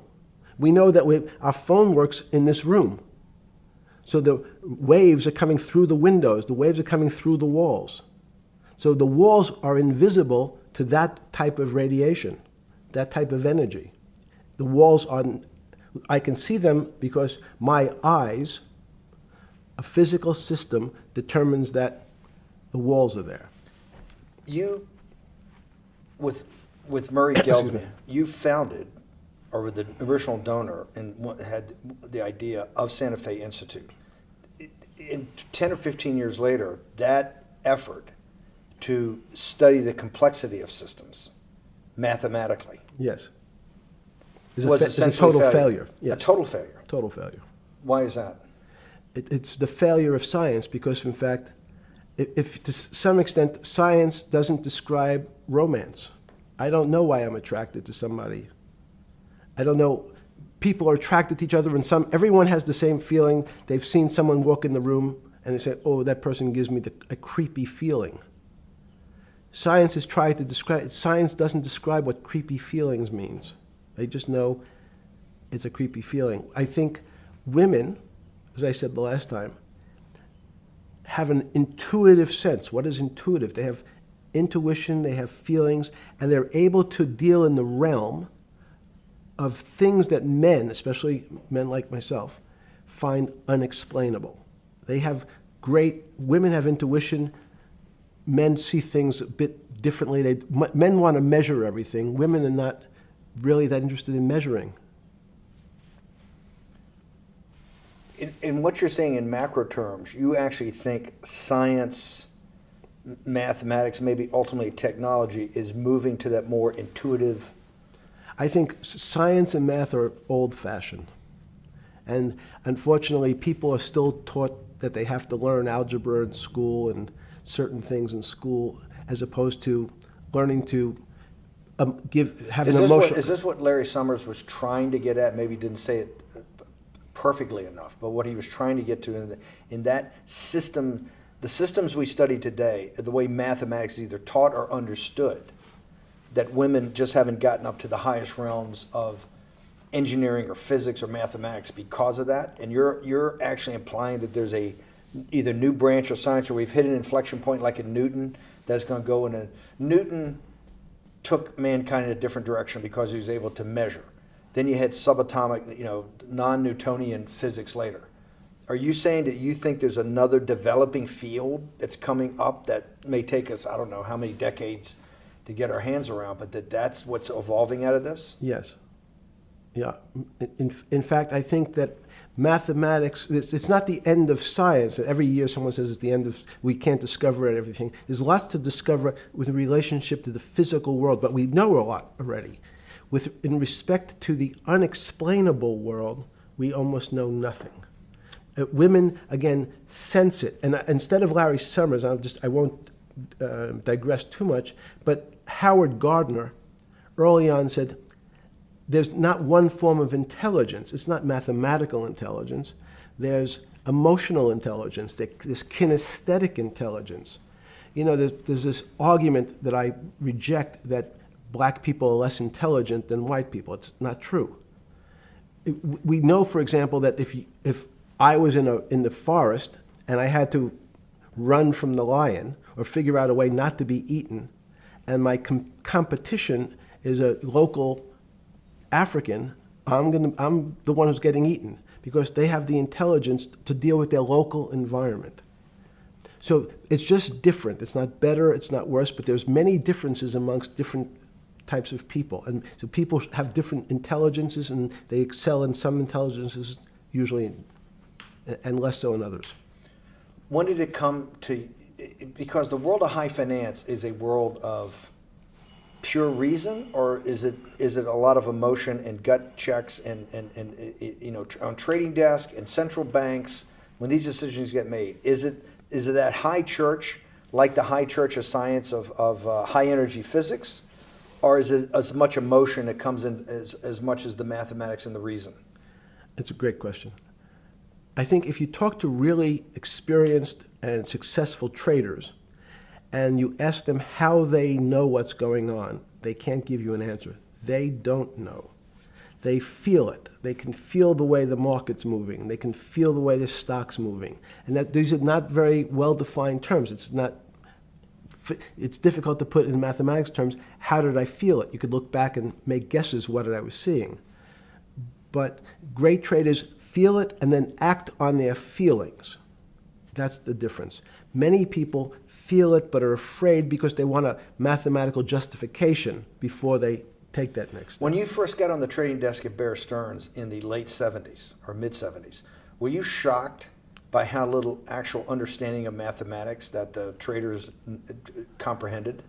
Yeah, well, again, we had a Texas Instrument calculator. Most stockbrokers, especially before 1975, if they were good stockbrokers, could add. That's about it. They could multiply. If you could multiply, you were already in the top 15% of stockbrokers. Stockbrokers simply meant there's a story. When I went to the first person, I had no money. And I said, how much money do you make a year? And he said, $400,000. I said, impossible. I'm making $10,000. That's probably more than your family had made in its entire existence. Yes. And he makes it in a year. I said, what do you do? And he said, it's too complicated for you to understand, which is what the main thrust of Wall Street people, they want to tell you it's too complicated. Because if you understood that that person was simply, he had a brother-in-law, in fact, in this case, who ran the pension fund at General Motors. His brother-in-law would call him and say, buy 1,000 IBM. He'd hang up the phone, he'd write it out on a ticket and walk it to a window. That was his entire skill set. Hello, write what my brother-in-law says, walk it to a ticket window. Give me an example when you were on the trading desk in the early days of Bear Stearns of a time that you felt either complete uncertainty or you saw total panic, where something was happening that people couldn't foretell and that they were like in an airplane cockpit where it's going wrong. Walk us through that. In 1978, I think it was, across the news wires, there had been a collapse of the currency in Thailand. On the other side of the world, had no relationship to me. I wasn't sure where Thailand was. But the fact that a currency, a country's money, had all of a sudden dropped tremendously in value affected the rest of the world's markets. And people panicked because they'd never seen that before. A very small part of a very complex system had a shock throughout the whole system. So prices on Park Avenue apartments, the bond markets, the stock markets, every started to gyrate. You know, there's an old mathematics expression that if a butterfly wings in Mexico make the wrong turn, it spins out, and eventually, by the time it gets to Canada, it turns into a tornado. So these are part of complex systems. So yeah, Wall Street in certain parts. Santa Fe Institute was supposed to actually come up with a formula for that, for the butterfly wings. Why in 15 years did you reach the end of at least that experiment? Every attempt to, that's why it's so exciting now, because I think certain people are starting to realize that there's so many things that are unexplainable that we have to think about them differently. Music is a great example. It's a common man's example.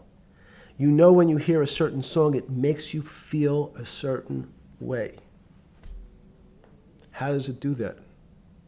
We don't know. We can't mathematize it. And even that music, Steve, nowadays we compress music. When you have a violin, it's compressed onto your iPhone. So what does compression mean? I'm taking lots of information and I'm cutting it into lots of pieces and squishing it together. And when I squish it or compress it, I have to take out lots of pieces, but I say that they're not very important pieces. It's those pieces that we take out when we compress data, to me, are the most interesting parts of life. You just said a while ago, part of this new search for science may go back to when people were actually talking about a soul, and you said there's no doubt in your mind that there is a soul. Describe for me what you mean by that. What do you mean by soul? What do you mean soul different than the physical analog body that we're seeing on film right now? It's difficult to describe in words. I mean, I'm not a poet. Poems get a little closer to what that really means. But even the concept of what is life becomes complicated when you deal with plants and seeds. Is a seed alive? I don't know. Certain people would say, no, it's dead. When you're a banana, one of my favorite examples is the banana that's sitting on the countertop in your kitchen today. Is it alive or dead? What do you think about human life? What is human? Tell me about human life. But your banana is alive. That banana is breathing. It's on your. You say that's impossible, Jeffrey. No, it's not. Is the banana conscious? All these words. These are words. So everyone's trying to fit a very complicated concepts into a very small box called conscious or alive. These don't fit in that way. So if you put your banana in a bag and put another fruit in with it, the fruit ripens faster because the banana breathes with it. We don't understand most of those things. So you asked the big question. Sorry. You talk about the life. What about human life? What about it? Tell me what do you think? What do you think human life is? It's a miracle. It's a miracle. And when I say miracle, I can't explain it, and I make no attempt to explain it at the moment. We don't know how to think about it. And anyone, and again, another one of the Feynman quotes when he was talking about quantum physics. He said, anyone, Jeffrey, who says they understand quantum physics and quantum mechanics and quantum behavior, you know they're lying. Let's talk about it. That's post-Newtonian. Talk about what's the difference, who founded quantum mechanics, why is quantum mechanics taking Newtonian physics and taking it to the next level? It forms a much broader category. Let's go back to this desk. You use the thing of Newton using this desk. Why can't Newton's theory explain everything? Why did subatomic quantum mechanics or quantum physics have to come in to explain this? Well, so let's go right back to square one. Why is it called quantum physics? So quanta is a word that simply means packet, small amount. So it's quantized. So we recognized, when we recognized that this table appears, another very complicated word, solid to us, it's really made up of molecules or atoms. And atoms, we've given lots of names to what some of the behaviors. If you were in school, when you and I were in school in the 50s, the model was a little center thing in the middle, and an electron went around and around it.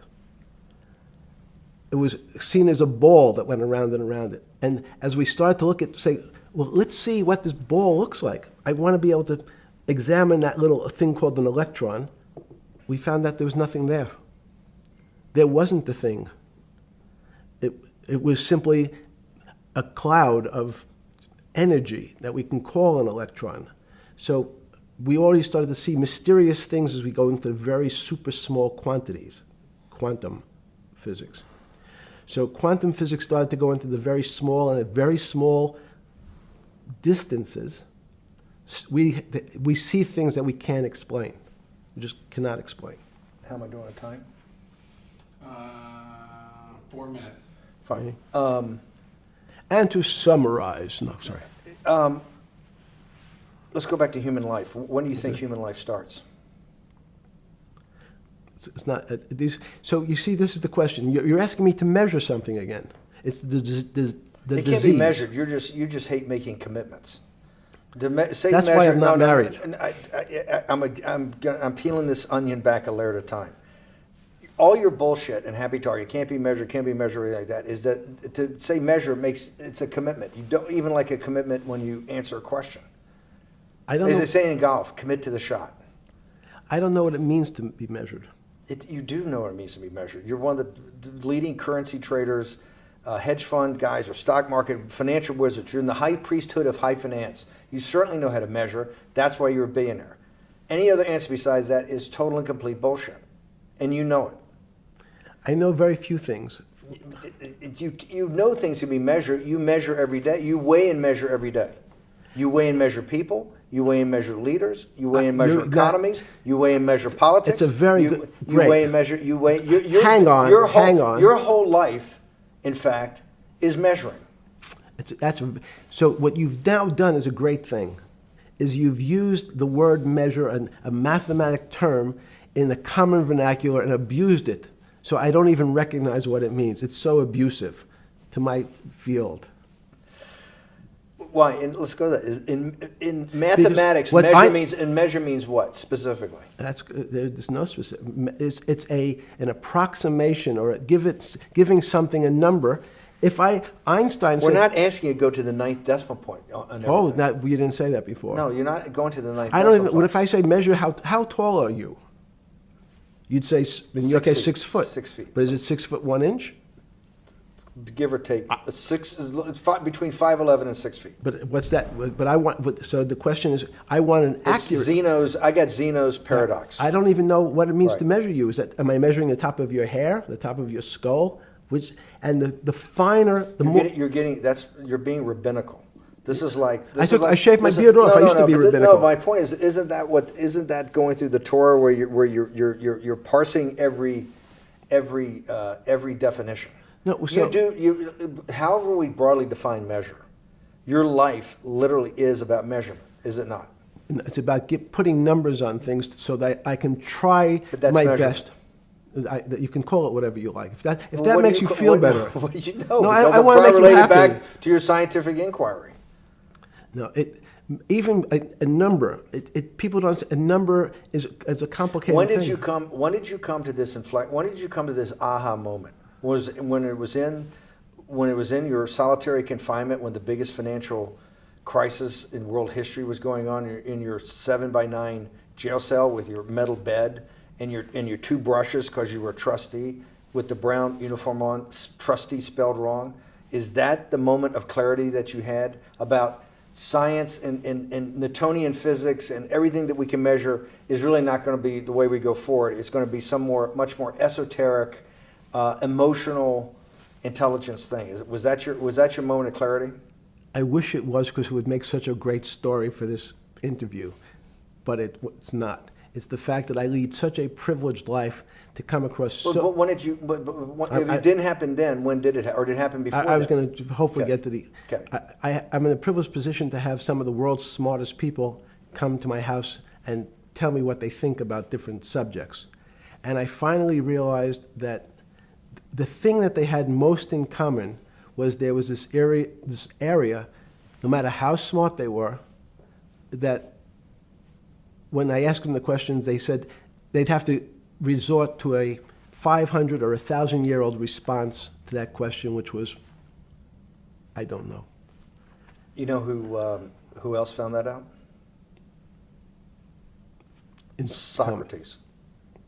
That's what Socrates kept doing, right? Socrates kept asking all the experts. He would go through, question after question after question, and realize at the end they didn't really know. They really didn't basically understand what they were talking about. And one of the things that people won't enjoy, it turns out that potentially one of the bad things to teach children is how to write. Writing, reading, and arithmetic everyone's supposed to be taught. But writing forces you into a very narrow channel of thinking. You have to write in a certain form, in a certain way, in a certain linear pattern. So your thinking becomes somewhat narrow. The reason I brought up writing is one of the recent discoveries of mine with respect to Socrates, Plato, and Aristotle is they never wrote anything. They spoke, and people around who could write wrote. Socrates could think. So that was. Jesus of Nazareth was the same way, right? Never wrote anything. I thought he was a carpenter. He was a carpenter. Didn't he need like a little carpenter's tool? I don't want to get that. But at least his written record. Right. One last thing. Sure. Thank you for having me to your house.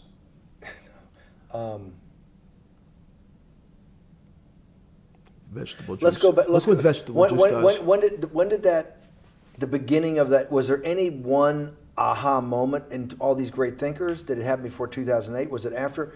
That came up over, I know, many years, but when did you actually realize, hey, something new's got to be developed? Yeah, that's great. Is that because again, I'm privileged enough to have people around me who've given lots of philanthropic gifts to institutions of higher learning, and when I said the impact, how do you judge the impact of your giving? And we sat down and said, no really new ideas have come out. And I realized that, of course, it hasn't come out because we've been looking at using science and mathematics, and it's the wrong tool. It's obvious. Institutions that are set up and try to put forward knowledge and understanding and truth, should they take your money? Derek Bach at Harvard said, taking money for good causes is a good thing. So if Hitler took all the gold out of the teeth of the Jews and said, I want to give this to Heidelberg University to fund the Leibniz chairs so that I can study high energy physics, Derek Bach would say that was fine? Again, these questions are questions where good people on both sides, like your Charlottesville, could differ. I don't know the answer to these questions. So tell us the two. Give us the two answers. The one answer why it shouldn't be, and then the one answer. Derek Bach says, I'll essentially take cash from anybody because I got so many projects, so many good guys, and this is the way I'll do it. So I'm indifferent to where the cash comes from. Money's money. And if I got good guys, I'm the fiduciary that says these are good people and this is good research, okay? I'll take the cash from any source, including you. What's the other argument? Let me give you that. I know in my case, Is your money dirty money? if you live, I just asked a question. Is your money dirty money? no, it's not. So in fact, Why is it not dirty money? because I earned it, a heart. But you earned it. I earned it legally. We went back to this before. You earned Yes. it. You earned it, advising the worst people in the world, right? That do enormous bad things, and just to make more money. So instead of asking me the question, should you take the money? Because I think it's a legitimate question. You think it's a legitimate question? Yes, no Why? question.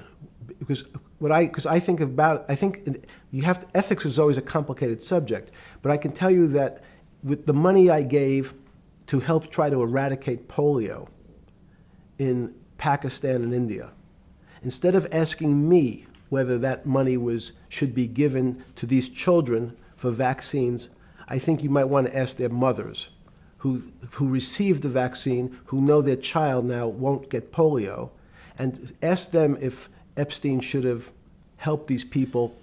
If we walked in, you're a mathematician. If we walked into that clinic where they're giving that money out to these people that are in the most dire straits of poverty and sickness, and told them that the money was coming from class 3 sexual predator?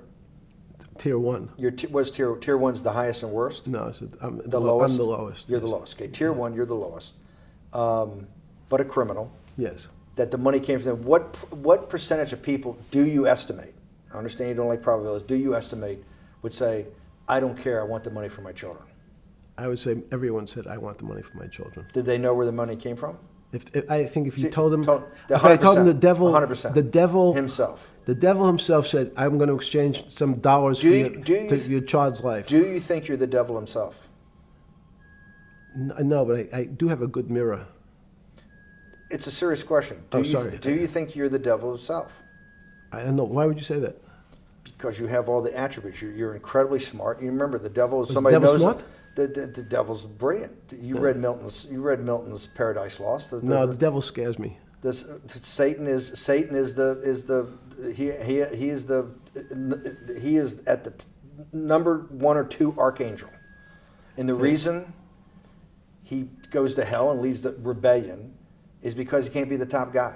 And his thing is, I'd rather reign in hell than serve in heaven.